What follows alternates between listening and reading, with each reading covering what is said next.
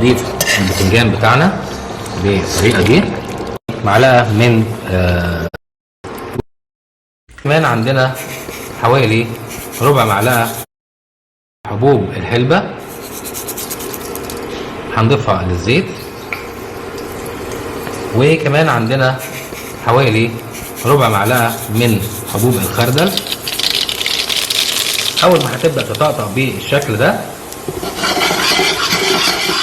زي ما حضراتكم شايفين، هنضيف اذا متوفر عندنا حاجه بسيطه من حبوب من اوراق الكاري. حضراتكم شايفين في المرحله دي هنضيف قطعه من الزيت والحلب يا دوب البصله تبدا تطرى بالشكل ده.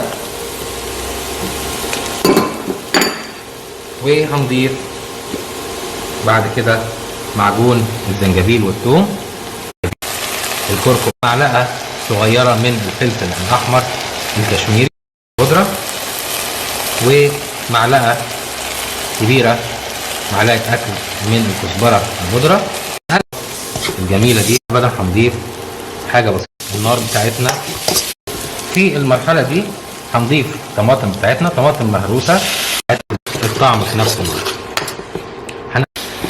كده بدات الطماطم تتسبك معانا.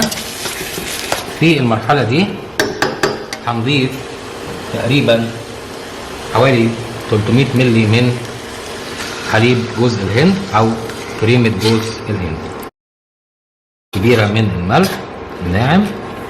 وهنضيف كمان مكون اللي هو سكر النخل وبيدي طعم ونكهه جميله جدا الهند لتعزيز النكهه. اول ما هيبدا يغلي معانا بالشكل ده هنضيف شويه ميه، حاجه بسيطه. هنبدا نضيف الباذنجان بتاعنا بالطريقه دي. معلقه من الكاسوري ميسي او اوراق الحلبه المجففه. وكمان هنضيف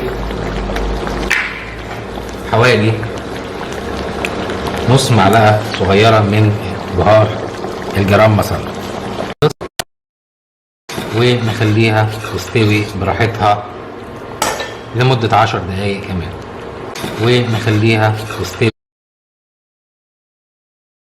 في المرحلة الأخيرة دي هنضيف كزبرة خضراء مفرومة وهنديها تقليبة. معلقتين أكل من زيت الخردل، الفلفل الأحمر الكشميري، معلقة من الثوم المفروم. أهم حاجة إن الخليط ده ما يغمقش مننا وما يتحرقش. على طبق ما شاء الله